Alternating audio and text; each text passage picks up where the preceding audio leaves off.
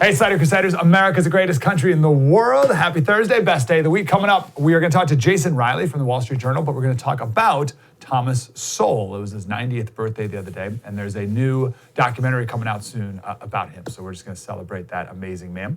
And then coming up, we're going to talk about the history of democracy with another guest coming up here in just a minute. But I want to start here. 2 days ago, I think, we talked to Professor Azarad from Hillsdale College. And he said something there that stuck with me the last 2 days, and I want to go over it again. I think it's important. So we were talking about true equality, what that really means, or meant in America, as opposed to the equality of outcome that the woke are pushing today. They call it equity. Equity and equality are not the same thing to the woke. But if we live in a country with equality of opportunity, and if we are people who have the ability to reason, then there also has to be responsibility that comes along with that.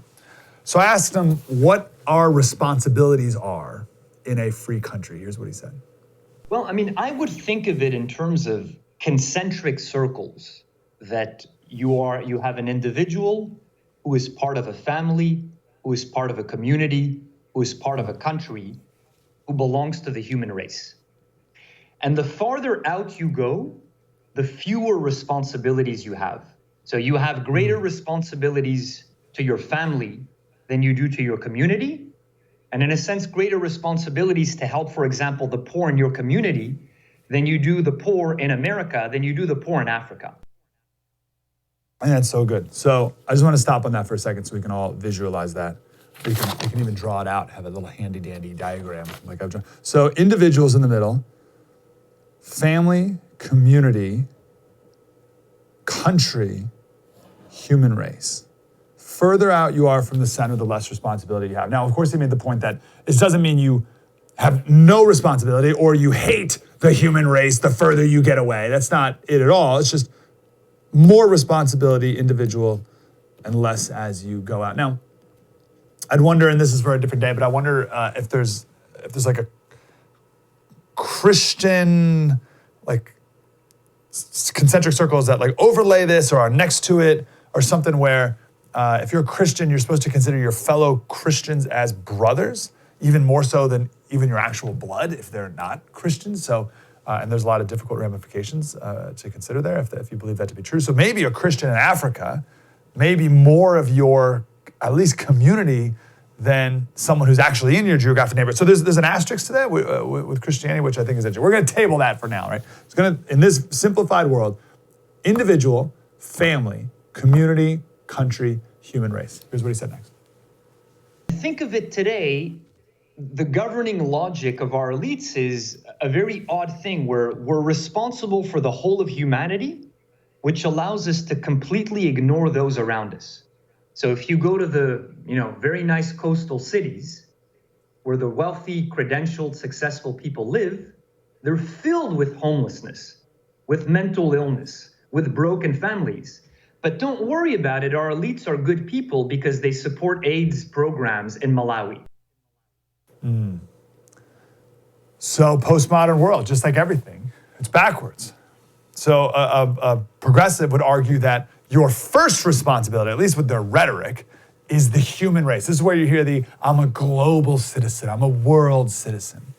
And then, and I'm being super cynical here, but just for the point, I'm a global citizen, do nothing about AIDS research or helping kids in Africa or whatever, then hate so they work backwards. They start out here, work backwards. I'm a world citizen, and then hate their country, ignore their community, as he talked about there with homelessness and all the rest, have broken families themselves, and then lead miserable individual lives. And that, Marx and Rousseau, who we've talked about a lot the last 2 weeks, those guys were perfect examples of this. They were broken, cruel, narcissistic, nearly psychopaths. How many of Rousseau's contemporaries called him a monster? and not even like a friendly monster in Monsters, Inc. or something. One of his guys, it was Hume or someone, called him an odious monster.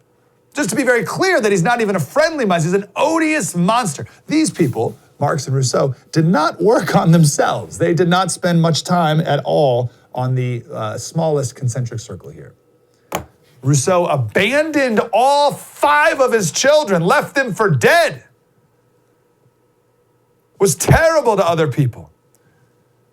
And therefore, because he didn't want to work on himself, therefore elevated the state, 3 rungs out, 3 concentric circles out, elevated the state, the patriae, in the name of the human race, the furthest circle out.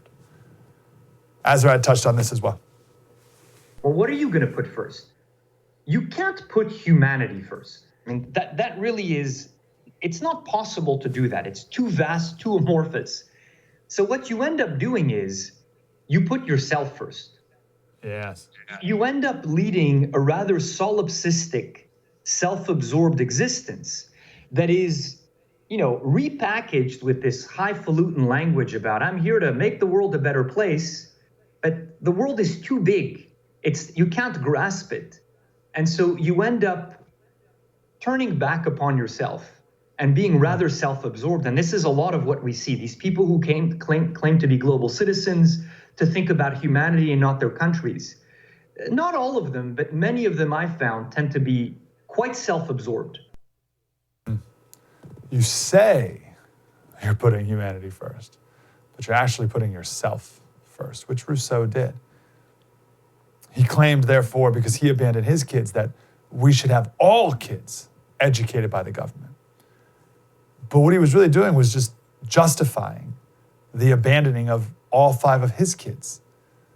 So it was selfishness in the name of loving humanity. Foucault was another person we did a brief history on. Foucault is the most cited philosopher, academic today, by far. Foucault is, what do you say, it was Darwin and Einstein combined. Foucault has more citations in academic research today, right? And he was a deviant beyond all measure, right? And like sadomasochist, fell in love with a transvestite, like off the charts. And it makes you wonder how many of the atrocities that have been committed by people in the last 150 years can be traced back to philosophers who really needed to spend more time changing their own lives instead of trying to change the world. Which leads to my absolute favorite Jordan Peterson clip. After hours of deliberation, this is my all-time favorite Jordan Peterson clip by far, and it only has 6,000 views. How could that possibly be? So we're going to view it next. True story, Mike Slater. Spread the word.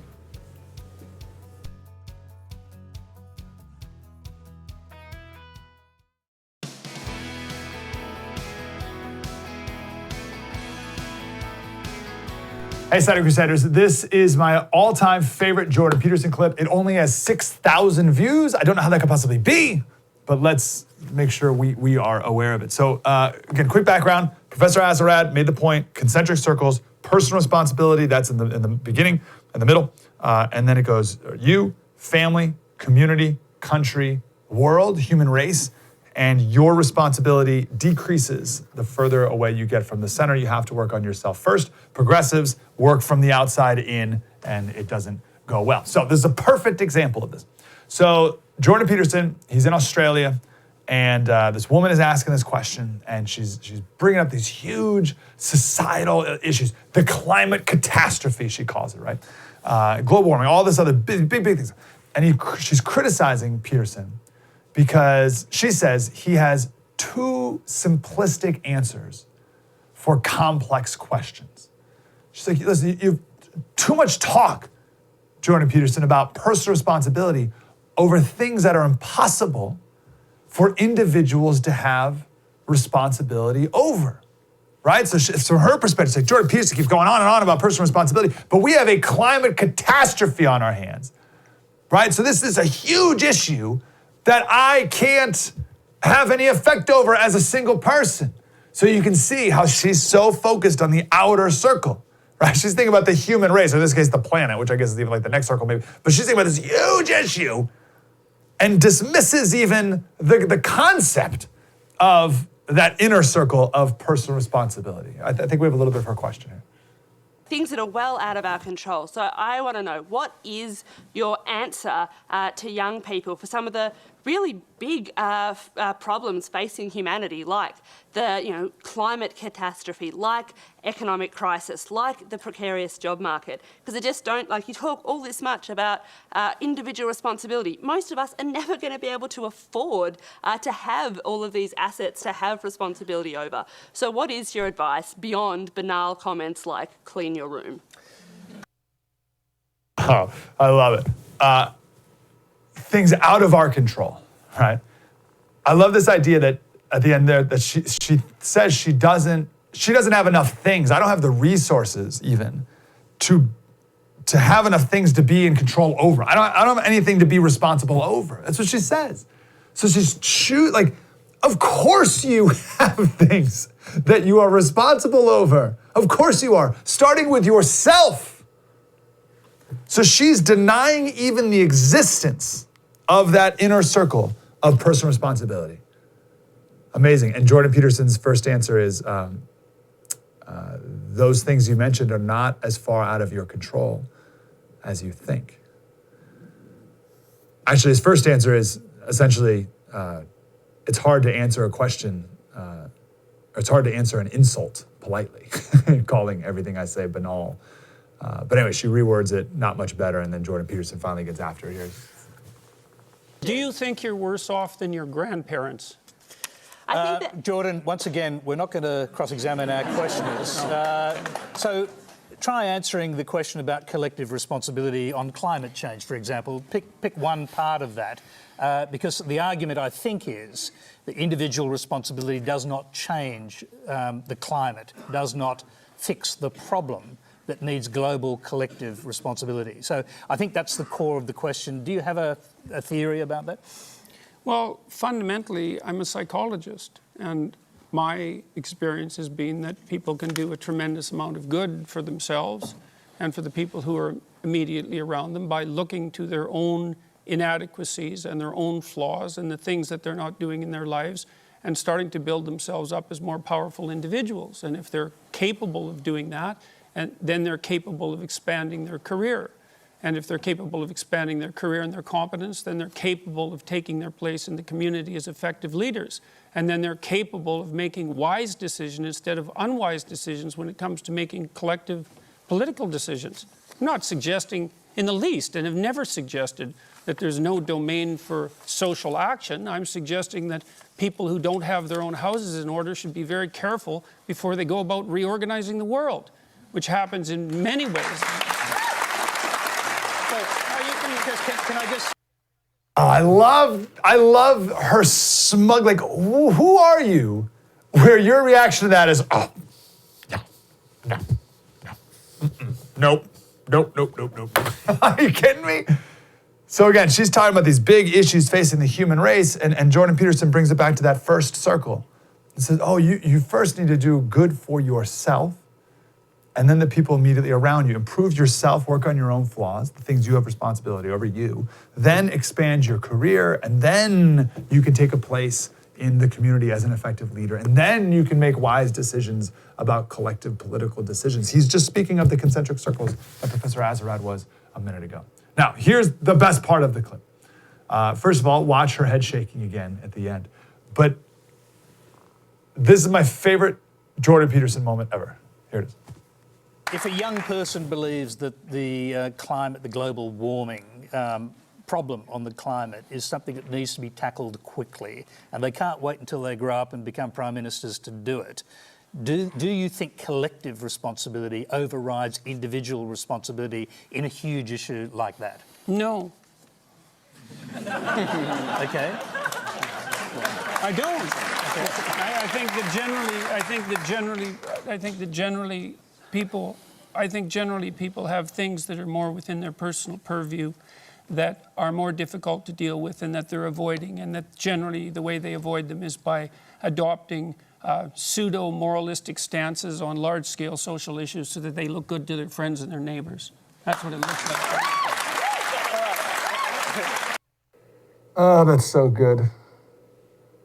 I can't even get over how good that is. Oh, and then her face at the end.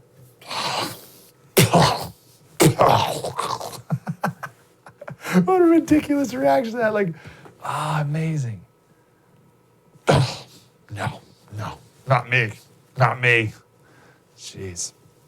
First of all, his answer, the no. Once in my life, I want someone to ask me a question, and I want to have as much confidence and clarity in the truth where I can respond with, no.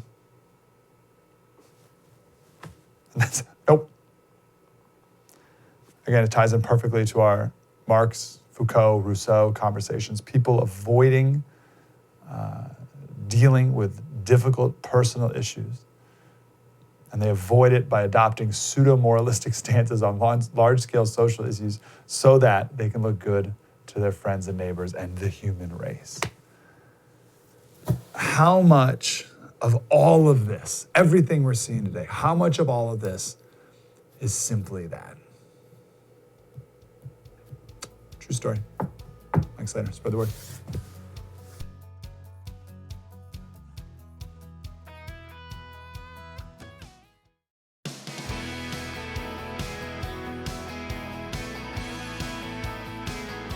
Hey, Slater Crusaders. So lately we've been talking about, by the way, we have Jason Riley coming up next to talk about the great Thomas Sowell. Lately we've been talking about different pillars of truth, and objective truth, math being one of them, and how postmodernists need to tear them all down. This is what's called deconstructionism. And we talked about that a couple weeks ago as well. This is why you hear it, once you hear it the first time, you see it everywhere now. Deconstruct, disrupt. You see that one a lot, disturb. This is from the philosopher Jacques Derrida. He was around like in the 50s, 60s. He's the father of deconstruction. Giving him a very generous reading, which I don't think he deserves, but best of intentions. The idea behind deconstruction is to ultimately provide more clarity to something, right? So the example I gave last time we talked about this was we all have a car. I don't know how it works, but if I deconstruct it down to its basic parts and understand each of the parts and then reconfigure it with someone else's help, then I will understand how a car properly works, right? So that's deconstructionism. But the postmodernists have turned it in a completely different direction, which is their goal is to make things more complicated, to muddy the water. And then in the confusion, the fog of confusion, they can project whatever Marxist propaganda they want in the midst of it. So the last couple of weeks, we spent a lot of time talking about postmodern math. Perfect example of that. Like what is 2 + 2? Joey, what are numbers? Well, it depends about your perspective and your lived experience of how you look at, how you come to this problem and this question, because the Aztecs with the Nepomucen, they look at it very differently than 2 + 2 to them. Right? So it's like, so they're deconstructing, but for the sake of making it ridiculous. And all of that is to tear down a pillar of truth, math, like objective reality. Because if they can tear down that pillar, then they can tear down everything. Nothing can stand if objective math can't stand. Now, there's one other pillar that I find equally important: gender. And this one's been going on for a couple of years now, the destruction of gender. This idea that gender is nothing but a social construct, that transgender men are really women and vice versa. And this has trickled down to kids, teaching kids there's no such thing as gender, drag queen story hour, giving boys and girls puberty blockers, sex change surgeries without parental consent, just like, wow, crazy stuff. We did a segment yesterday on my radio show of Babysitter's Club. It's a show for kids. It's on Netflix Kids. And episode 1, season 4 is all about transgender kids and how, it's just like left hand, right hand. If you're right-handed, I told you just to write with your left hand, it would feel weird and strange, right? Well, boy born in a girl body, right? The whole episode's about that. And you wouldn't think if you just put your kid in front of the Babysitter's Club, bunch of like 13-year-old girls, right, doing whatever, and then the whole thing's about sex change and transgenderism. So why is the left going after that? Because as obvious as 2 + 2 = 4, the most biological, obvious truth in existence is gender. And if that can be torn down, then nothing can exist, including marriage and of course, with that, the family. So I want to take a couple minutes here and map out the philosophical evolution of how we got where we are. First, just one quick note about, just to prove how prevalent this is. There was a big back and forth last week. We didn't end up talking about it, but it's relevant here. But a big back and forth between different cancer societies on whether or not men can get cervical cancer. Now, the answer to that question, actually, here it is. This is my opportunity to say no, like Jordan Peterson did. Mike, do you believe that men can get cervical cancer? No. So I can't do it as good as he did, but that's all the answer you need. If you want further explanation, men don't have a cervix. We can just sort of stop there. So men can't get cervical cancer. They don't have a cervix. But cancer societies, including our very own right here in the good old USA, saying that men need to get or trans men or whoever need to get cervical cancer screenings. The most obvious example is letting men compete in women's sports. I remember Wired magazine last year, they wrote an article called, the headline was "Trans Athletes Are Posting Victories and Shaking Up Sports." It's like, yeah, they're men in like weightlifting competitions. Of course they're gonna shake things up a bit. So the NCAA allows this, and the Olympics now have new metrics for how much testosterone or how little testosterone you need to have in your body in order to compete in women's sports. But that doesn't account for a lifetime of bone growth and everything that comes from being a man. So I don't know how else to prove that this pillar has been torn down than to prove that the NCAA and the Olympics allow men to compete in women's sports. Okay? My favorite example of all is it was a local news story. And you know, at the end of every local news story, they have like this lame kicker line at the end. And the best one of all was a story about a pregnant man. Every 6 months or so, there's a story about a pregnant man, as if like there's some like miracle somehow. And it's just a woman pregnant. But this one was about a pregnant man. And the end line was, one day he was a pregnant man. The next, he was a regular old dad. And then, like, that was the end of like the feel-good story about the pregnant man. You're like, what is going on? Woke people, if you are woke, you must believe that men can give birth. The ACLU sent out a tweet the other day that said, there's no one way to be a man. Men who get their periods are men. Men who get pregnant and give birth are men. And the new term for woman is people who menstruate. That's the new thing. You're a person who menstruates. Okay, so that's it. Here's the thing with the left, and here's the deal with wokes and deconstructionists. There's no disagreement over facts. They don't deal with facts. There's no concept of fact. It's all about perspective and all that. There's no facts. It's a disagreement over concepts. And they just make up the concepts. So you and I, we believe in the biological differences between men and women. Biologically, like physically, but also emotionally and mentally. Men and women are different. I didn't know we needed to like have a conversation about this, but men and women are different. They think differently. We react to things differently. Men and women are different. But woke people think man and woman are purely, entirely social roles enforced by social rules. So to them, to say you are a biological man is the same thing as saying you're a biological doctor or a biological tennis player, right? Like that. To them, like it's just a concept. There's no. It's a thing you choose to become and a thing you work to be.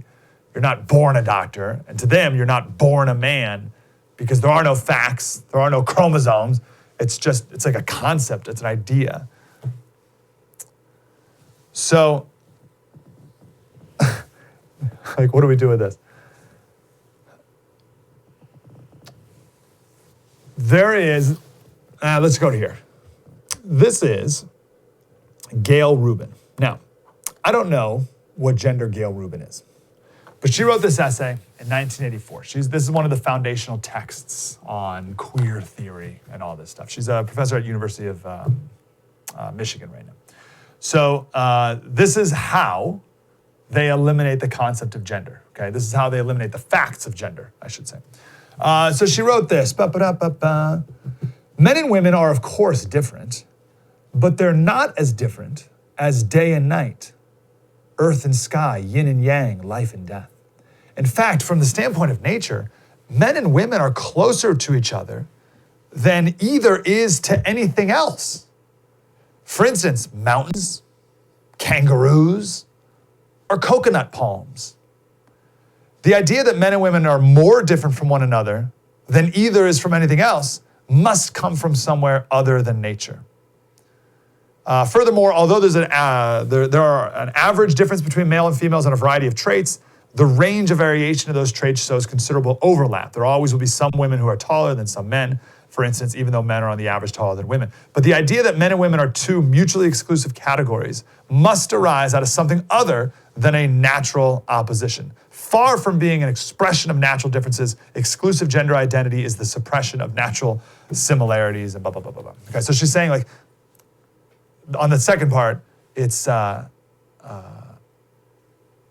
to be something different than natural. Like, it's not, there's a social construct. That's her last thing. But do you see the first part there? Do you see how the deconstruction works? And do you see how it makes things more complicated? You and I, we try to make things have more clarity, right?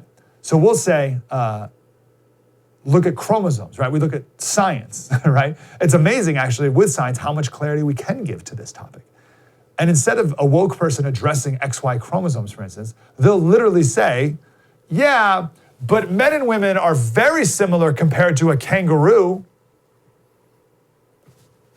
I quoted that. Like, I'm not trying to be silly. Like, I quoted, men and women are very similar compared to a mountain or a coconut tree.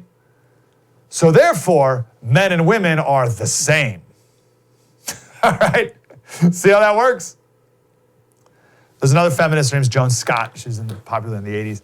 She said the critical feminist position must always be to confound, disrupt, so make confusing, disrupt, and render ambiguous the meaning of any fixed binary opposition. So X chromosome, Y chromosome, that's a fixed binary opposition. Instead, they must confound, disrupt, render ambiguous. Yeah, but compared to a mountain and a coconut tree and a kangaroo, we're all pretty much the same. Amazing, right? So that's how they destroy. Deconstruct to destroy. Not deconstruct to provide more clarity, deconstruct to destroy. And once they destroy the concept of gender, man and woman, I mean, that has disastrous consequences for both and for all of society. Clearly, I don't think we need to take time for that. The only solace I get in all of this is purely a consequence of prosperity, right? Like, no one in the Dust Bowl was like thinking about this stuff. So when there was a hint of social unrest, or like the potential for social unrest in the beginning of COVID, a couple things happened. First, everyone ran to buy a gun. So like that was the end of the Second Amendment debate. Like all these liberals, my neighbor is anti-gun, and he was talking to me about getting a gun, right? So like the gun debate's over. Everyone gets the guns now. But also gender differences became obviously clear. No self-respecting man went running to the woman, oh, wife, please protect me. Please, I'm so weak, I'm so pathetic. Please, wife, you need to protect me. Like if there's a bump in the night downstairs, no man like cuddles over and is like, oh, wife, please grab the baseball bat and go take care of it. It doesn't happen. So the gender differences in times of difficulty and turmoil and trouble become very clear. And also we know that there's something unique, that they're different because there's something unique about the father. And I gotta take a break here because I want to talk to Jason Riley, but 93% of our inmates are male and 90% of them grew up without a father. And I don't have the math, I don't know the numbers on this, but I wonder how many inmates, or what percentage, let me do it like this, what percentage of people without a mother end up going to jail? What percentage of boys who don't have a mom end up going to jail? That's interesting. So it's not entirely the single parent aspect of it that makes a difference. It's specifically the lack of a father. So there's something there. There's a masculine energy that has some very vitally, dare I say, important impact on kids. And mother too, right? That's my point. We're different. Embrace that. You ignore it at our own peril. And we see people all over us trying to deconstruct, all around us trying to deconstruct it. Don't let them. Jason Riley, we're going to talk about Thomas Sowell coming up next. True story, Mike Slater. Spread the word.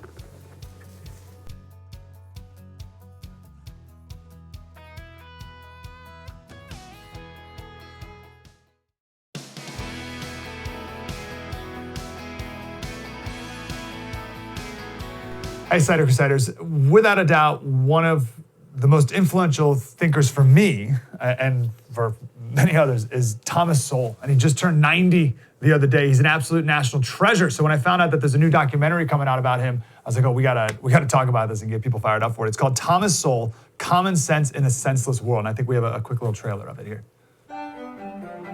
It doesn't matter how smart you are unless you stop and think. Thomas Sowell is a trained economist. He's a sociologist who has written books about virtually every culture that's ever existed. He is America's greatest contemporary living philosopher. Please take to heart the lesson of what happens when you vote on the basis of rhetoric and symbolism and instead of using your mind. I mean, he's forceful in his opinions. He will not compromise any of his opinions for the sake of social politeness.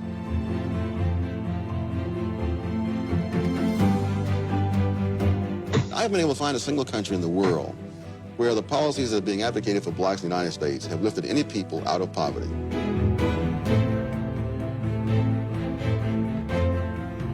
Areas that are unpopular or they're plagued with false knowledge, that intrigues him to see if that's actually the popular opinion is actually true.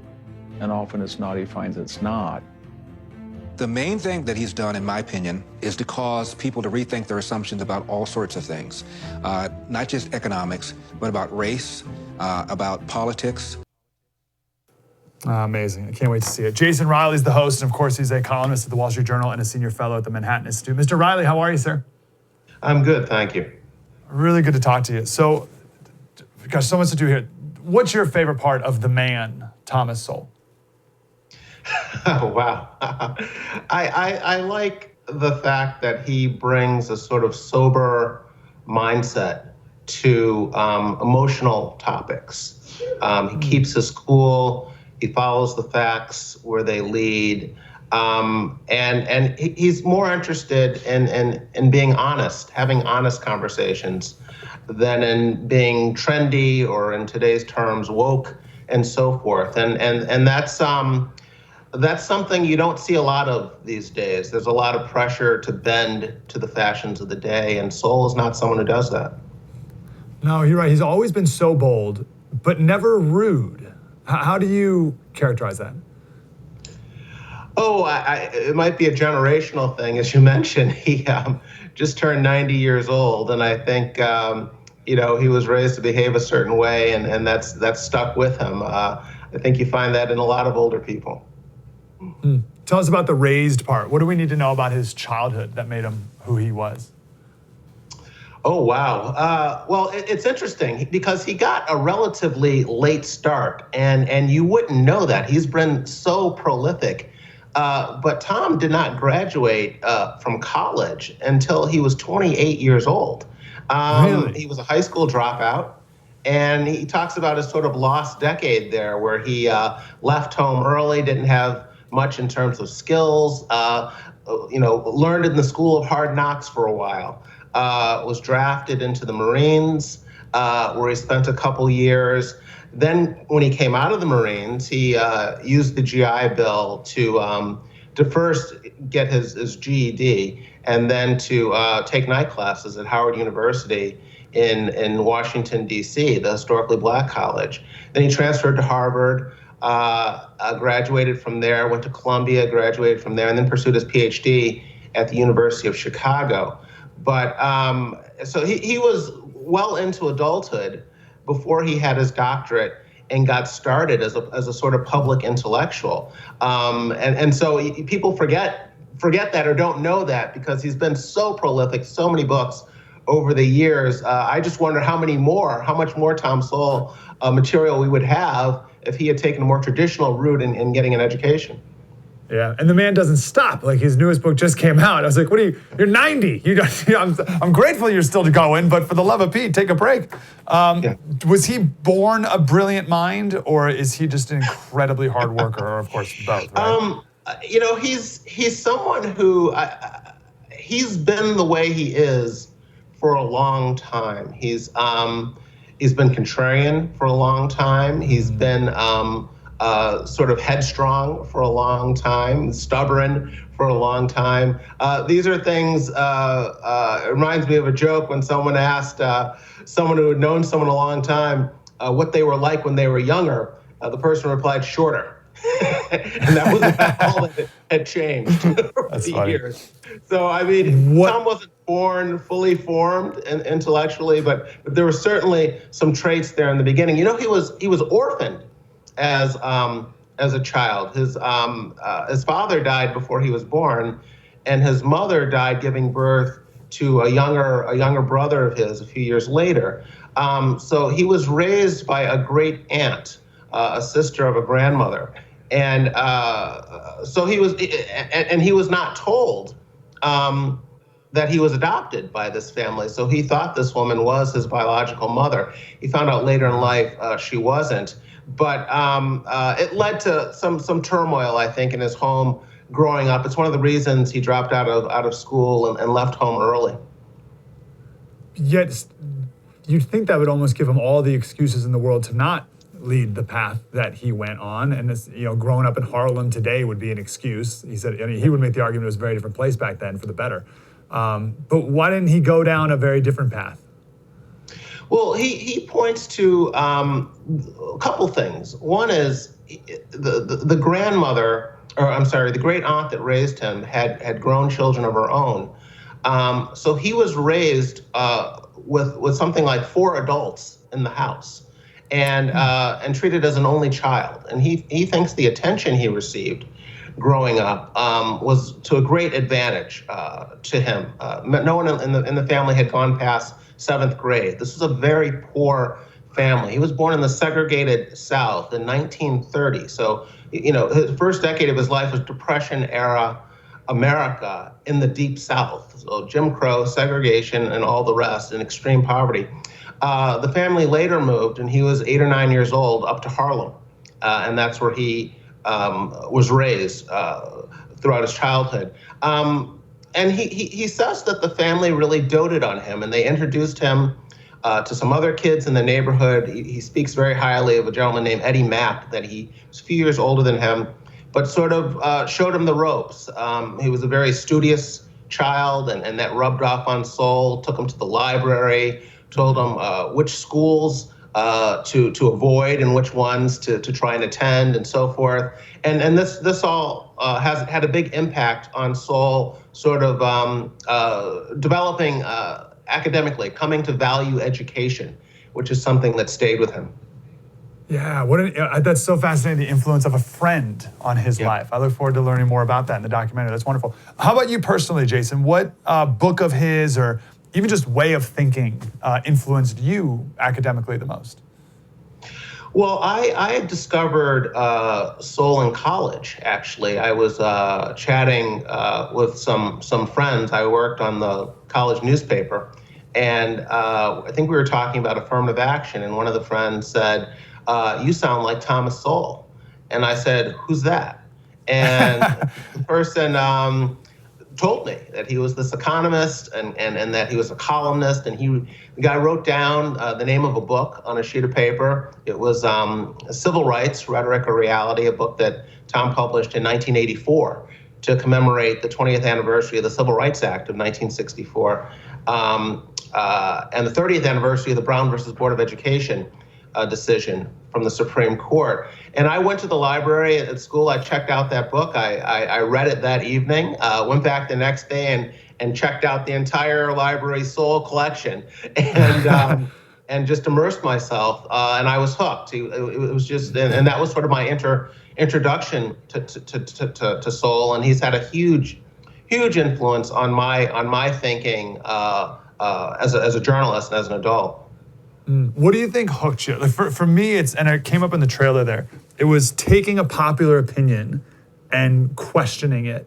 That's what always hooked me. It's like, and then the granular level of analysis, right? So he doesn't just look at black and white. He looks at, he looked at like black people from the West Indies and white people from this part of the country, right? So he had like this sociology twist to it, which I thought was really compelling. But for you, what was the hook academically? It was everything you just said. I mean, Sowell is again, he's trained as an economist, and more specifically, he's a University of Chicago economist, and that Chicago school thinking, which puts a heavy emphasis on empiricism, data, real world examples to make your point. This is the school that Milton Friedman and George Stigler and Gary Becker and all these other Nobel Prize winning economists came out of. Tom was steeped in that in graduate school, and he brings that mindset to whatever subject he's writing about, whether it's history or immigration or economics.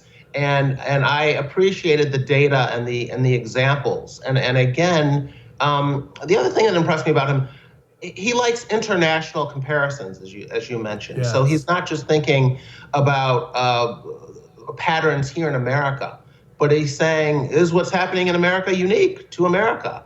Or do we see this in other countries, in other time periods, and so forth?